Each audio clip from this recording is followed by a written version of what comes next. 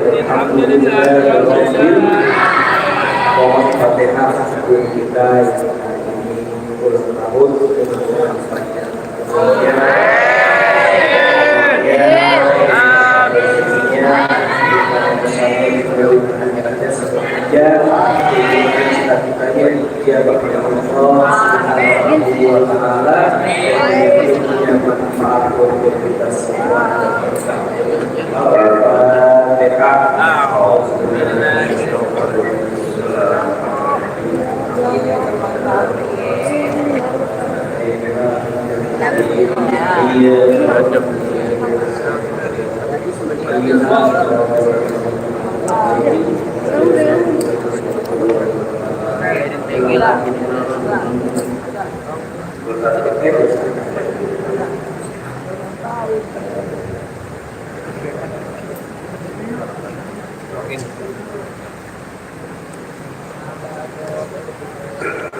Assalamualaikum warahmatullahi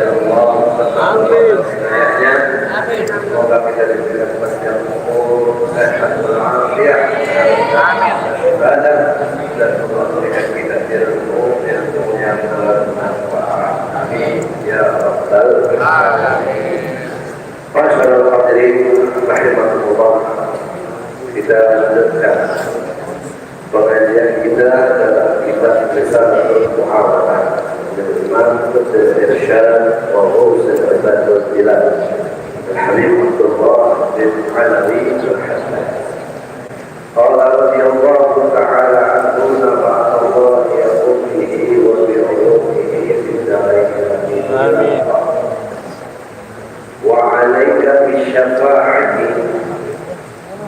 likulli man sa'alaka an tashfa'a lahu fi hajatin ila man laka indahu hujjah.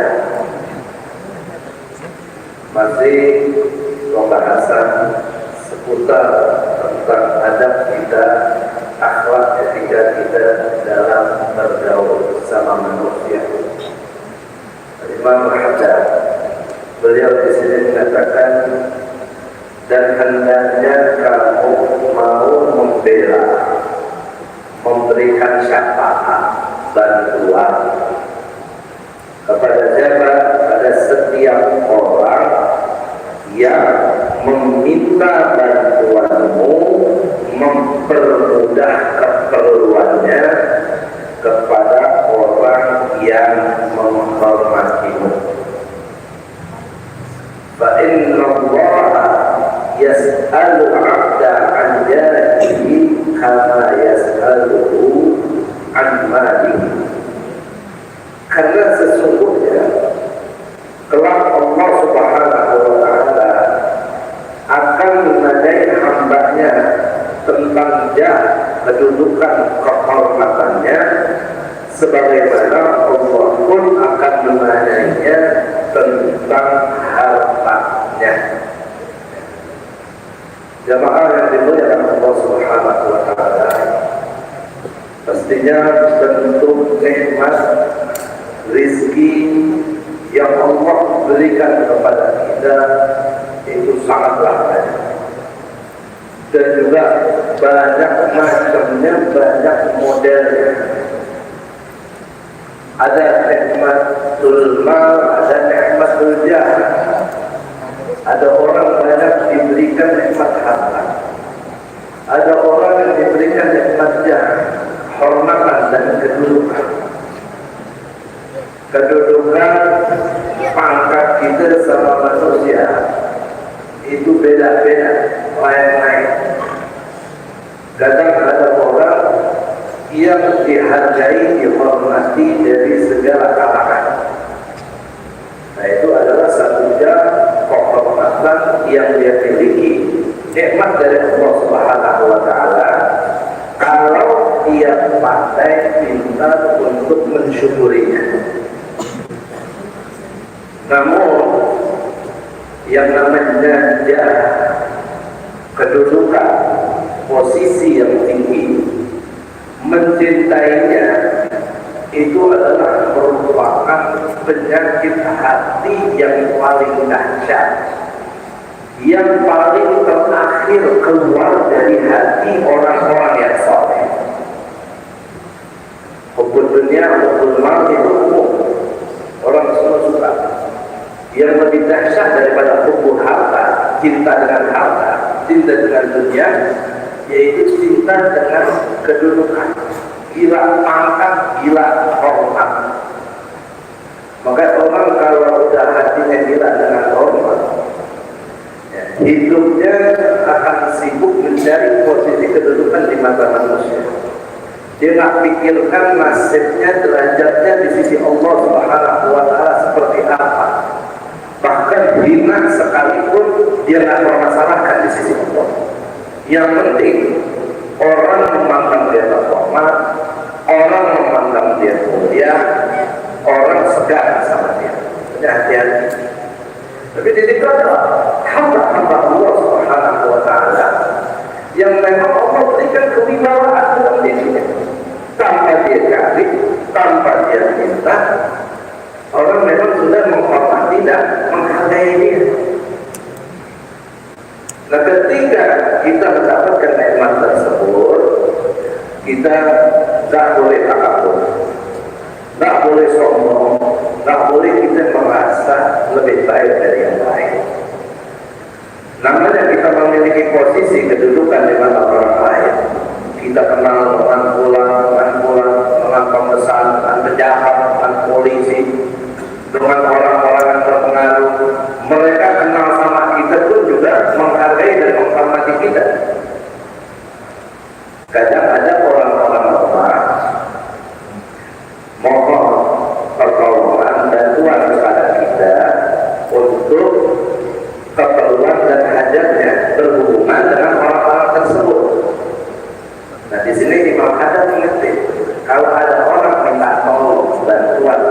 kita untuk urusan hajatnya berkaitan dengan orang lain yang orang itu segan sama kita, orang itu menghormati kita, maka bantulah orang tersebut.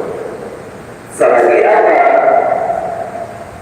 hajat dan keperluan orang itu tidak ada hubungannya dengan maksiat dalam urusan apapun. Kadang kan ada orang datang sama kita, lu kenal tak Tuhan?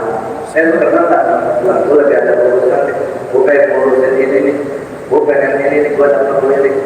Yang kiranya kalau dia sendiri sulit, berat, banyak syaratnya, tapi karena ada kedekatan di kita, itu bisa lebih gampang, bisa lebih mudah. Selagi itu berkebaikan, berkhair, lakuin, bantu.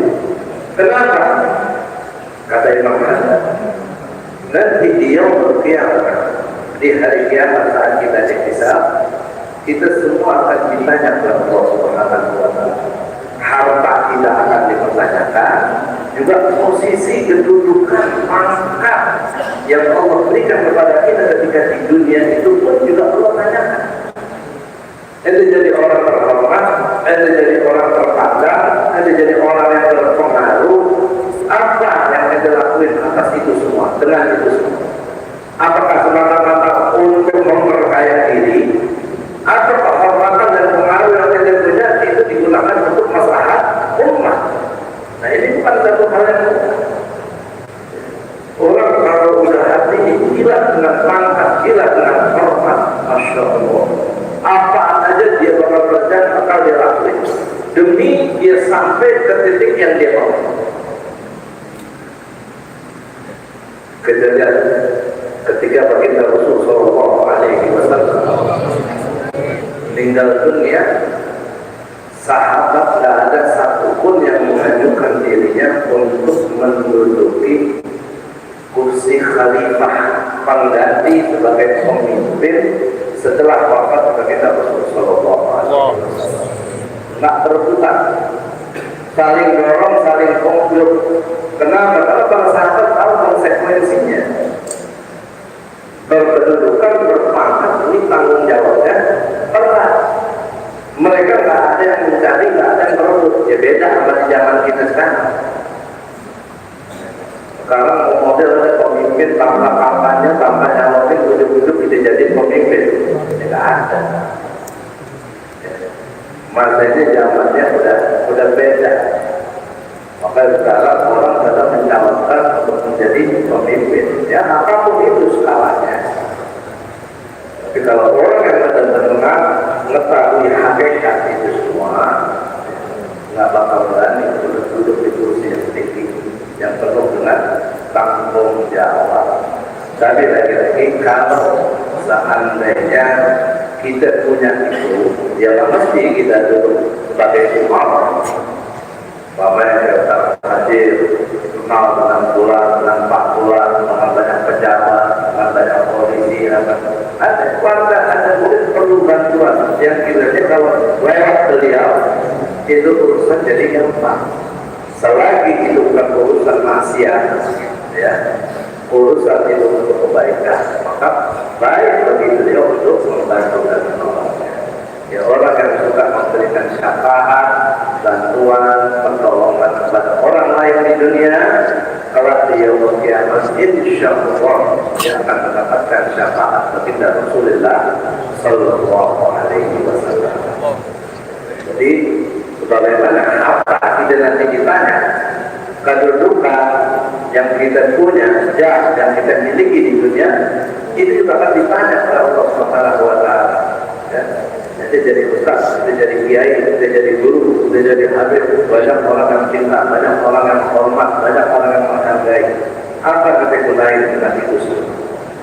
Apa untuk masalah umat? Apa itu buat memperkaya diri, mencari keuntungan pribadi, bukan membantu orang, justru memeras harta orang? Itu semua kan dihisab, ditanyakan oleh Allah Subhanahu Wa Taala. Kita nggak bisa ngelak.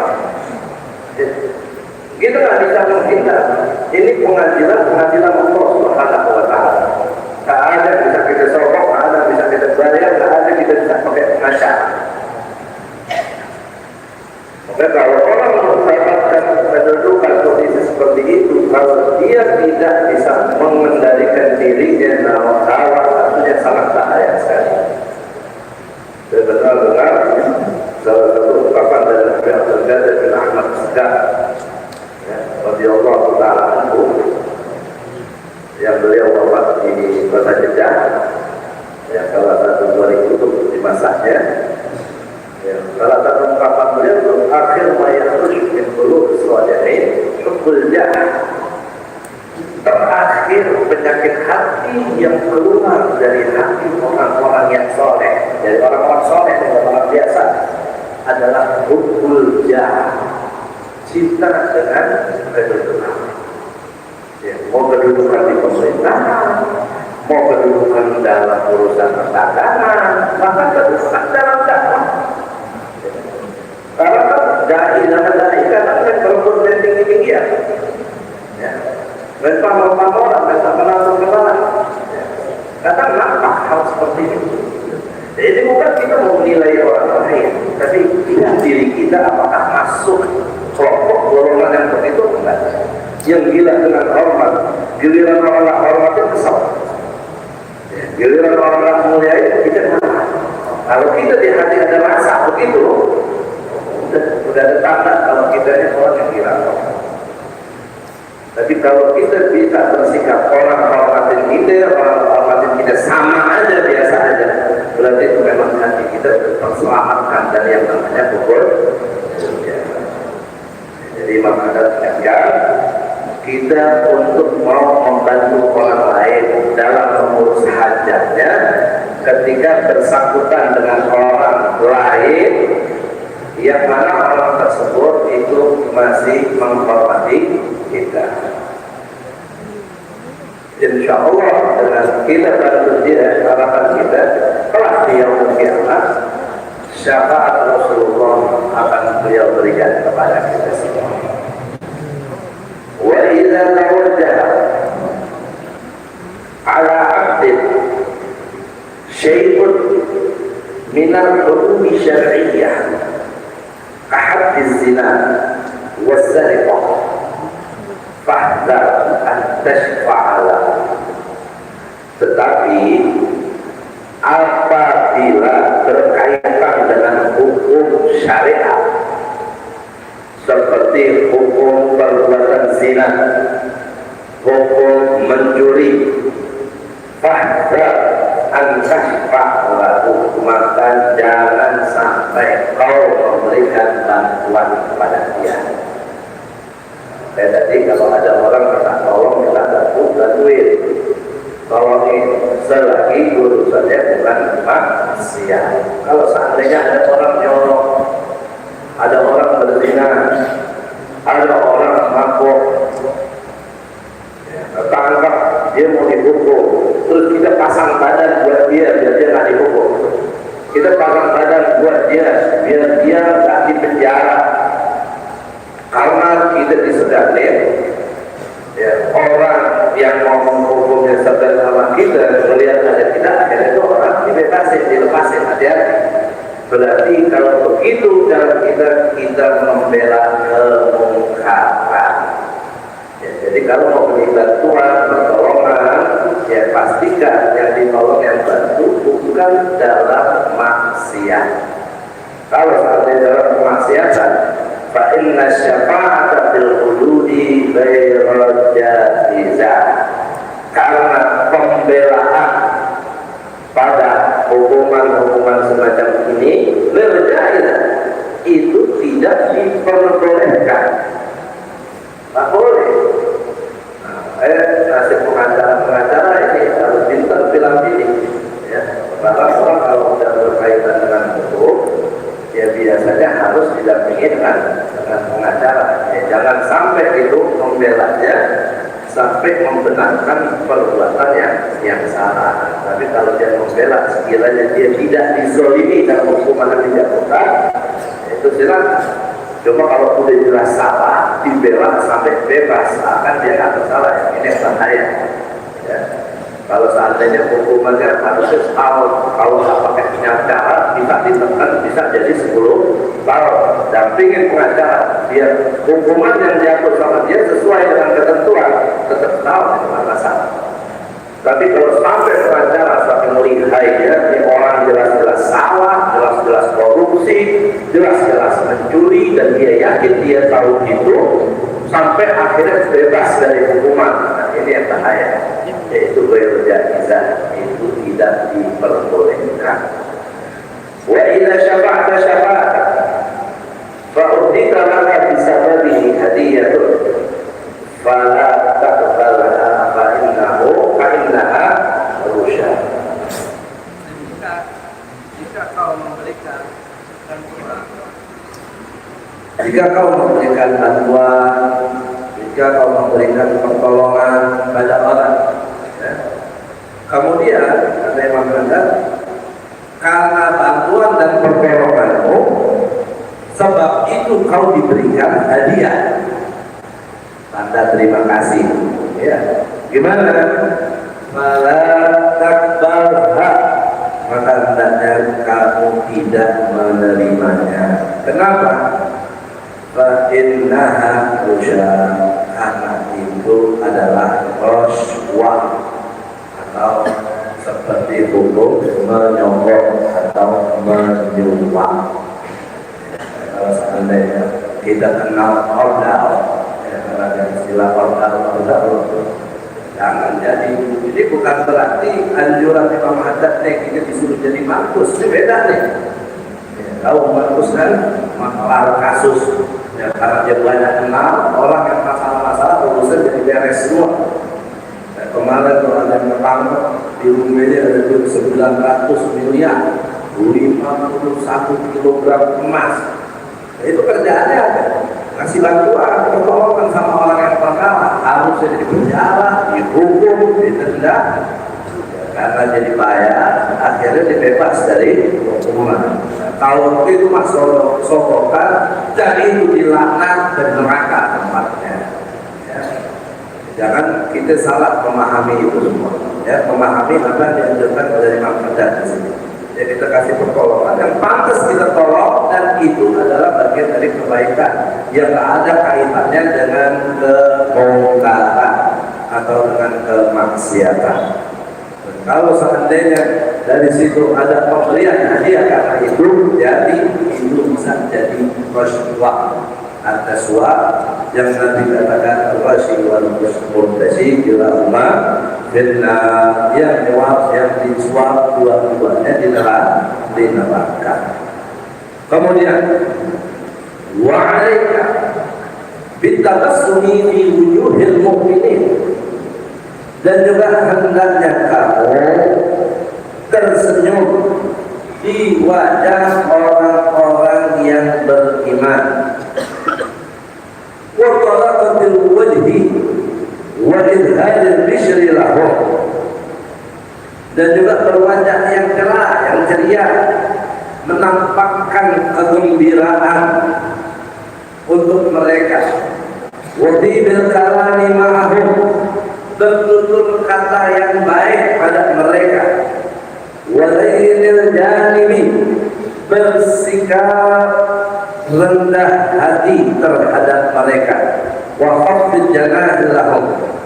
Qala Allah Ta'ala li nabihi, bagaimana Allah Subhanahu wa Ta'ala berkata kepada nabinya, wafid janahaka lil mu'minin, dan berendah dirilah dirimu terhadap orang-orang yang beriman.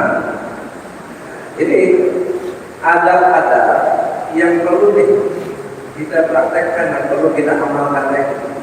Kelihatannya sepele, kelihatannya semua mudah, senyum, berwajah ceria, gembira, bertutur kata yang baik, tidak rendah diri, rendah hati di hadapan orang lain.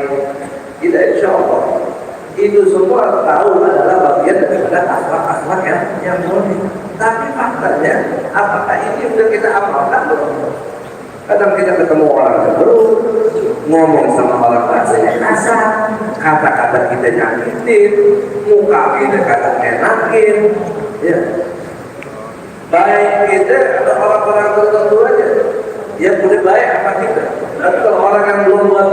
kita, apalagi kalau nggak kenal, juteknya minta ampun. Nggak boleh. Ya. Kepada semua orang beriman, kita harus bersikap baik, lembut dan penuh rahmat. Jangan sampai kita cemberut berwajah tidak menyenangkan di hadapan saudara-saudara kita mukminin, apalagi karena sepatu-sepatunya. Ya saya ingat ini kita udah masuk musim pilkada lagi. Ya bentar lagi kita mau ada pilgub pemilihan gubernur. Ya ada beberapa calon yang bicara. Jangan sampai gara-gara beda pilihan nggak mau senyum sama saudaranya, nggak mau senyum sama tetangganya, nggak mau senyum sama muslimin, sama mukminin. Kalau cara kita hidup begitu, gimana hidup kita mau berkah? Hidup kita mau tenang, mau masing-masing punya hati, masing-masing punya pemikiran. Ya pastinya nggak bisa kita paksakan orang ini supaya sama sama kita, pemikirannya sama sama kita. Ya. Semuanya punya. Jangan sampai dalam urusan begitu dicemberutin. Wah dia dukung 02, wah dia dukung 01, dia dukung 03. Mencemberut-cemberutan, musuhan. Terus 1, 2, 3 nggak ada kenal ke dirinya kan? Lu dukung 01, 02, 03, habis-habisan lu ketemu dia ditanya, ente siapa? Yang tenang, ada, dapat apa? Semua kamu gara-gara bersama kita nggak mau senyum-senyum ya. Ya khususnya jangan sekarang nih di masa-masa kampanye begini, jangan sampai ada tidak memutus silaturahmi. Ya, bersikaplah lembut, khususnya kita sesama mukmin, sesama orang Islam. Kepada siapapun, mau kaya, mau miskin, mau tua, mau muda, kasih kata-kata, tutur kata yang baik. Jangan giliran rumah orang kaya, akhlaknya minta ampun. Giliran lihat orang miskin atau di bawah dia ekonominya, masya Allah, udah kayak orang paling kaya di dunia lah ini. Ya, ngomong semangatnya, ngomong seenak. Nanti kalau kita ada sampai membeda-bedakan orang, apalagi karena kayanya, kita rendah diri dengan mereka. Kata Nabi, man tawadda'a lil-ghaniyyin salihin li-ghinahu dhahaba sulusa dinihi. Siapa orang merendahkan diri terhadap orang kaya yang soleh, tapi karena kekayaannya, bukan karena kesolehannya. Ente hormat karena dia pejabat, hormat karena dia orang kaya, tunduk, patuh, rendah diri karena kekayaan kejabatannya. Kata Nabi telah pergi dari dirinya 2/3 agama. Banyak sekali hati hal-hal yang bisa melemahkan iman kita. Kita punya iman udah lemah, tambah lagi penyakit-penyakit begitu, tambah lemah. Jadi kita khawatir. Alhamdulillah ketika ada tiba, ya iman itu habis dari kita. Alhamdulillah maka di masa hidup ini jangan dari penyebab-penyebab yang bisa melemahkan iman kita, lakukan apapun itu yang bisa menjaga dan menguatkan iman kita. Biasakan kita bersenyum, berwajah gembira, riang ketika kita di hadapan orang beriman. Andai kata kita enak juga sama orangnya, jangan diujungin namanya. Ya, kalau nggak kuat menghindarkan, ya, jangan tampang diujungin. Dosa begitu jelek juga. Sekarang orang berkata enak dilihat, itu tepuk lagi mukanya. Gara-gara kotor kepada orang. Kalau emang nggak kuat, bikin hati kotor, menghindarkannya. Dia dari hati motornya hati. Kalau emang bisa makan sangat disitu, tahan benar, nggak 24 jam hanya duduk sama dia. Ya, sabarin, jangan sampai kita tampakkan wajah yang baik di hadapan saudara kita yang beriman. Dan ini memang sulit, bukan hal yang mudah. Apalagi urusannya perkara kayak hati, ya. Qala sallallahu alaihi wasallam. Rasulullah sallallahu alaihi wasallam bersabda, "La tahqiranna minal ma'rufi syai'an." Jangan engkau meremehkan perbuatan baik sedikit pun, kata Nabi. Walau an talqa akhaka meskipun engkau hanya sekedar menemui saudaramu dengan wajah yang ceria. Kita senyum sama orang, itu kan perbuatan yang gampang. Senyum sama orang itu kan perbuatan yang mudah. Ada yang sepele, ada yang kecil. Tapi tidak boleh kita sama Nabi untuk menyepelekan, mengecilkan itu perbuatan baik. Karena sekecil apapun kebaikan, kata Allah Subhanahu wa Ta'ala, Allah tetap akan menggantinya, mengajarnya dengan kebaikan yang jauh lebih besar dari apa yang telah kita sebutkan. Jadi jangan pernah cuma kecil, cuma begini doang, saya cuma bisa berbuat ini doang, jangan, nggak boleh. Ya, ada orang menyumbang 1 juta, 10 juta, kita baru bisa nyumbang 1.000 rupiah, jangan kecil hati. Ya. Kita cuma bisa nyumbang 2.000 rupiah, jangan merasa hina. Rubba dirham sama alfa dirham, kata Nabi. Bisa jadi 1 dirham itu mengumpuli pahala yang 1.000 dirham. Jangan dikecilin kebaikan itu. Kita sudah bisa berbuat baik aja, itu adalah nikmat dari Allah. Karena nggak semua orang bisa berbuat baik kalau nggak ada pertolongan dari Allah. Yang lain bisa ngasih ini, yang lain bisa ngasih itu, memberi bantuan ini, bantuan itu. Kita memberi tak punya apa-apa, cuma bisa doain, bisa senyum doang. Jangan terus menganggap itu perbuatan remeh, hina. Atau kemudian kita merasa kita tidak berbuat apa-apa, tak boleh. Kata Nabi, jangan pernah meremehkan kebaikan sekecil apapun, walaupun hanya sekedar wajah tersenyum kau lakukan di hadapan saudara sesama mukmin. Karena itu bisa membawa rahmat Allah Subhanahu wa Ta'ala. Kalau Allah memberikan rahmat kepada kita atas satu amal, ya berarti itu amal meskipun kita anggap sepele, kecil, ringan, berarti kan Allah melihatnya besar. Allah besar, kok malah kita remehin.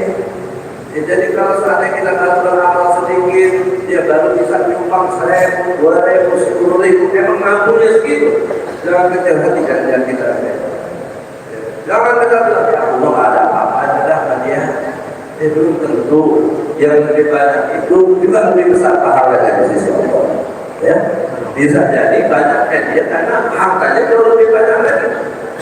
Orang memang 1 juta punya duit 1 miliar. Cuma berapa persen? 0,1% doang. Dan juga 10.000 cuma punya duit 100.000, berarti berapa?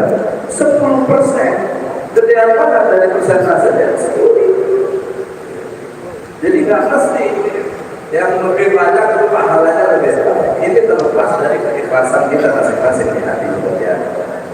Tapi juga jangan jauhkan. Duit banyak nih, kalau 1 juta agak ikhlas. 2.000 mah ikhlas banget, pelit namanya. Dulu yang penting kan ikhlas ya. Lewat doa, bukan lewat masjid, buat majelis, buat acara. 100.000. Mobilnya di mana? Mobilnya di mana? Dan banyak juga buat mereka 100.000. Nanti yang penting ikhlas banget, ikhlas banget. Dan kita yang terima kalau ikhlas yang gede. Luar biasa hati ya, kita pelit berdalih dengan ikhlas. Maka jangan kalah canggih sama setan. Setan jurusnya banyak ya, kadang orang pelit dalilnya ikhlas itu belum ya. Kemudian waqala sallallahu alaihi wasallam al-kalimatut thayyibatu shadaqah. Kata Nabi, kalimat tutur kata yang baik itu adalah sedekah. Ya, jadi sedekah ini nggak mesti harus ada harta barang yang kita beri, harta barang yang kita keluarkan. Kalau sedekah terbatas itu doang, ya kesian orang yang punya harta. Tapi banyak. Ya, apapun kebaikan kita lakukan untuk orang lain itu adalah sedekah. Ada beling, ada jalanan, ada bumi, ada beling di jalanan, kita singkirin. Sedekah itu imam atau ada bin Syu'ab bin Iman kemarin kita bahas. Di sini Nabi juga sedikit tutur kata yang baik. Itu juga bagian dari sedekah. Kadang ada orang memang udah dasar biasanya dari dulu kata-kata kasar. Ngomongnya kencang, bicaranya nggak baik. Ketika dengar ngaji-ngaji begini kadang bingungnya gimana? Pengen dia baik tapi sulit untuk berubahnya. Sulit untuk berubahnya apa? Karena takut dikata sama orang perlu berubah jadi begini ya. Syaitan ini berat sekali ketika melihat manusia mau hijrah dari yang buruk kepada kebaikan. Dibikin orang pikiran macam-macam.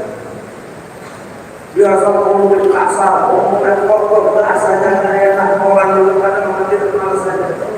Dia ngaji begini, harus bicara yang baik, yang santun, yang lemah lembut. Dia pengen begitu, akhirnya jiwa kadang-kadang waktu hatinya. Nah, memang berdasar bawa anak ini dah, Allah juga maha tahu. Dia mau berubah, ditakut dekat-dekat sangar lah. Lu kesambet apaan kok udah dirubah ya. Masa dulu apa kata orang? Yang penting kita berubahnya dalam kebaikan. Orang mau bilang kita kesambet ke, orang mau bilang kita sok alim ke, sok soleh, masa dulu kita tak butuh penilaian dari manusia. Kita cuma nyari bintang dan ridho dari Allah Subhanahu wa Ta'ala.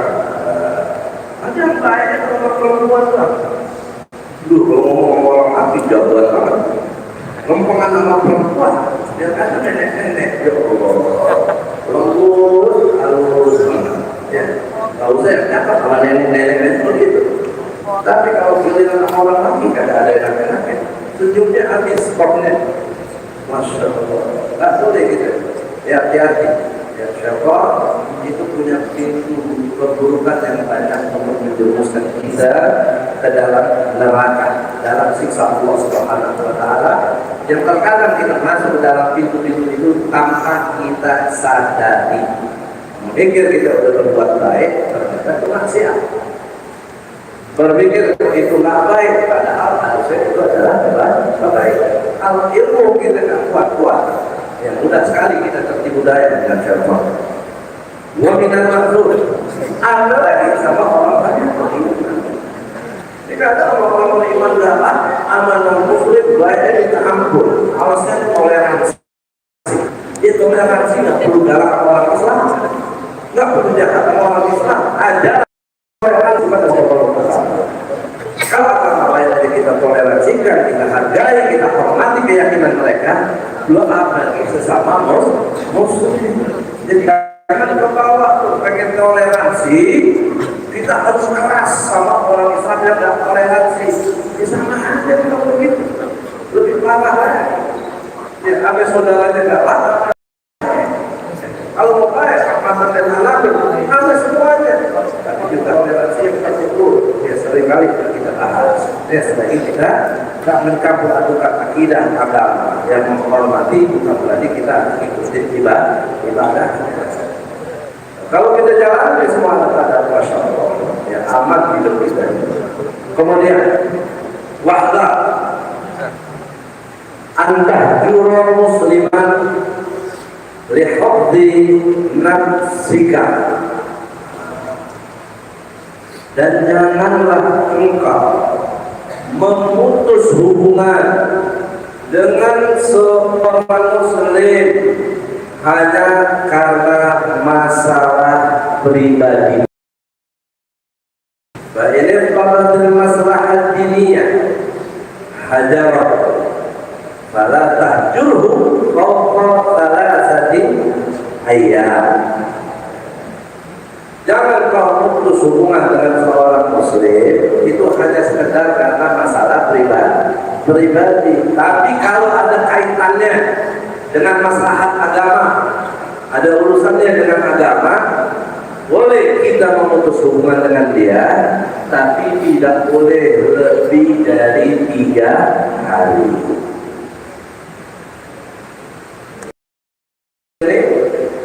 Faqad qala sallallahu alaihi wasallam, telah bersabda Rasulullah sallallahu alaihi wasallam, man hajara akhahu fawqa salasin adkhalahu Allahu an-nara illa ayyarakahu Allahu bi rahmatih.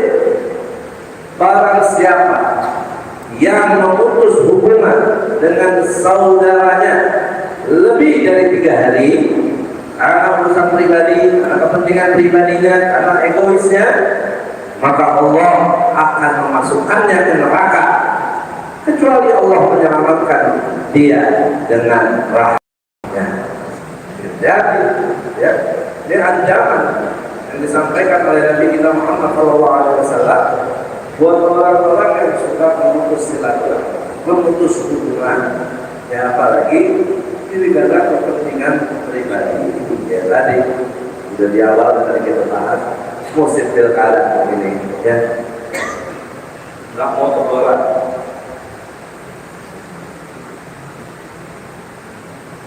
Sampai kampanye terus aja, sampai udah dilantik, sampai orang dengan jabat lagi masih nggak tergolong juga. Ada kenapa? Ya, beda partai, beda pilihan, ada orang musuh. Nabi ingat 3 hari kita melakukan itu, Allah bakal masukin kita ke dalam neraka. Alhamdulillah, ya. Jadi kalau seandainya ada permasalahan pribadi di antara kita, mungkin kan kita suka berkata kasar sama orang, berucap yang nggak mengenakan, sengaja atau nggak sengaja, sampai itu orang sakit hati sama kita. Atau sebaliknya orang berkata demikian ke kita, sampai kita sakit hati sama dia. Akhirnya kita nggak menegur dia, akhirnya kita malas sama dia. Jadi maksimal Nabi kasih itu 3 hari. Itu pun tujuan 3 hari kita diamin sebagai taktik, ya peringatan pembelajaran buat dia. Kalau sikap kita diamin karena nggak suka atas perbuatannya, tidak ada dia bisa sadar, dia minta maaf atas kelakuan dan perbuatannya. 3 hari aja, mau sama suami, mau sama bini, mau sama siapapun, ya nggak boleh kita memutus hubungan lebih dari 3 hari. Kecuali tadi kalau hubungannya ada dengan hukum Allah Subhanahu wa taala. Seperti dijelaskan di sini, wa mahalluha, tempatnya ini, artinya tempatnya kita hanya boleh 3 hari. Lebih dari 3 hari main diam-diaman bisa dimasukin neraka. Idza kana al-hajru lit-ta'dib, apabila kita memutuskan hubungannya karena kita ingin memberikan peringatan. Dia ngomong gak enak, dia berbuat kurang ajar, ya, mungkin gak bisa kita balas atau balas nanti jadinya ribut. Akhirnya kita diam deh, daripada ribut, daripada masalah, dia boleh ketika tujuannya apa tadi? Beri peringatan biar dia sadar. Dan dia tahu kalau dia lakuin itu salah. Tapi kalau orang datang, ya, ada orang datang udah salah, tetap nggak mau salah. Karena orang digituin orang lain gitu, ya. Didiamin biar dia sadar kesalahannya. Malah nyalain elunya begitu, ya. Itu penyakit tuh. Kalau ada orang salah nggak mau salah, malah nyalain orang lain. Itu penyakit. Itu salahnya double, dosanya double. Udah nyakitin orang, berbuat salah, dia nggak sadar diri dan terus-menerus hidupnya dalam kesalahan. Karena dia nggak mau benar, dia nggak mau dikasih tahu, nggak mau dengar nasihat. Kalau andai kan dari tadi memberikan peringatan, boleh cuma 3 hari. Wa amma idza kana al-ikhtiyari biqatil. Adapun kalau memutus hubungan karena dia melakukan kebatilan, karena dia melakukan kemungkaran, kemaksiatan, al-darara haqqan fala akhirah illa biruju'ihi ila haq, atau dia meninggalkan yang hak, meninggalkan kebenaran, maka tidak ada batas akhir untuk kita memutus hubungan dengan dia. Kita tahu dia bandar narkoba, kita tahu dia bandar judi, sahabat kita benar, kita kasih tahu jangan seperti jangan narkoba. Cuma dia nggak berkata, akhirnya kita putus hubungan. Ya udah, kalau untuk terus maksiat begini, terus dalam perbuatan dosa ini, gue nggak mau kenal, nggak mesti kita sahabat naik. Karena apa? Karena kemaksiatannya. Ya, karena bertanya atau dia tidak sholat. Karena kalau dia tidak sholat kita nggak mau ketemu sama dia. Ya, bukan dalam urusan pribadi. Gua nggak mau kenal sama lu kalau gua nggak mau sholat. Boleh itu sampai sebulan, 2 bulan, 3 bulan sampai dia ke jalan yang benar baru kita jalin hubungan lagi. Nah ini konteksnya beda. Kalau tadi lebih ke masalah pribadi, dia begitu tadi. Kalau ini orang urusan dalam perkara agama, dia melakukan maksiat atau ninggalin kewajiban. Kita nggak mau hubungan sama dia karena kemaksiatan, karena tidak dengannya dia. Tapi sisi yang ini lebih jarang daripada yang lain. Orang lebih banyak memutus hubungan karena urusan pribadi. Ya, kita putus hubungan karena pada alasan agama. Lu kenapa kok kayak nggak dapat lagi? Gue bener sama statusnya. Dia bikin status begini. Dia ngomongin luar, dia ngatain luar, dia fitnah. Nggak jauh dari itu. Masalah pribadinya. Akhirnya dia mau memutus hubungan. Jangan kenapa lo nggak mengambil pribadi? Saya lihat jarang sholat dia. Habis orangnya suka maksiat, habis orangnya suka mabuk, suka narkoba, makanya saya nggak temenin jarang. Bukannya nggak ada. Tapi lebih dominan orang musuhan karena ego masing-masing, karena urusan pribadinya, bukan karena urusan agama. Nah, kalau kita dengan ini supaya tahu mana yang baik, mana yang buruk, mana yang benar, mana yang salah. Ya. Itu ilmu Allah kasih ke kita. Allah amanatin ke kita, tinggal kita praktek itu. Kita amali. Yang baik-baik kita kerjain, yang jelek-jelek kita tinggalin. Kalau jelek sudah ada di kita buang. Kita ubah itu. Mau kapan lagi jadi hamba Allah yang baik? Kalau kita mulai dari sekarang, di masa hidup kita di dunia ini masih ada kesempatan. Kalau kita mati, kalau kita sudah di sakaratul maut, sudah lagi kita mau berubah. Banyak sekali ada etika yang disampaikan komentar dari kitabnya yang sering kita dengar, bahkan kita tahu tapi belum kita praktekkan. Peringatan-peringatan dari perbuatan buruk beliau ingatkan kepada kita yang justru dominan itu yang kita kerjakan. Kita rubahkan. Yang jelek kita buang, kita ganti yang baik. Yang lain kita perhatikan, kita pertahankan dan terus kita tingkatkan. Semoga kita menjadi hamba Allah yang baik di sisi Allah Subhanahu wa taala. Amin ya rabbal alamin.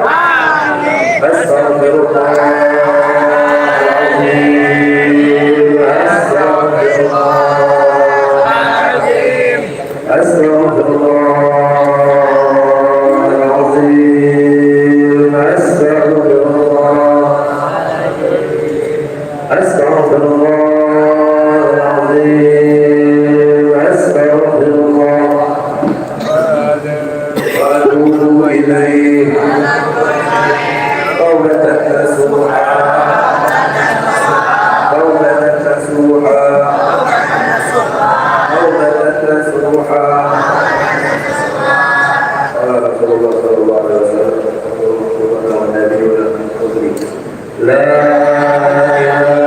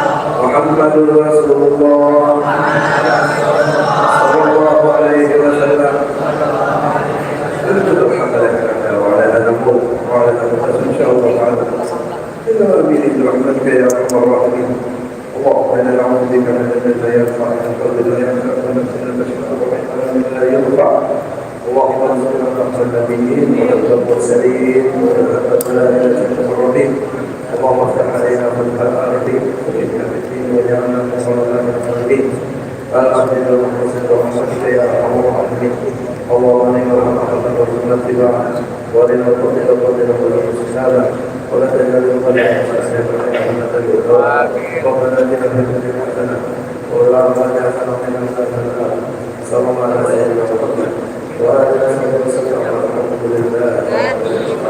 Assalamualaikum warahmatullahi wabarakatuh.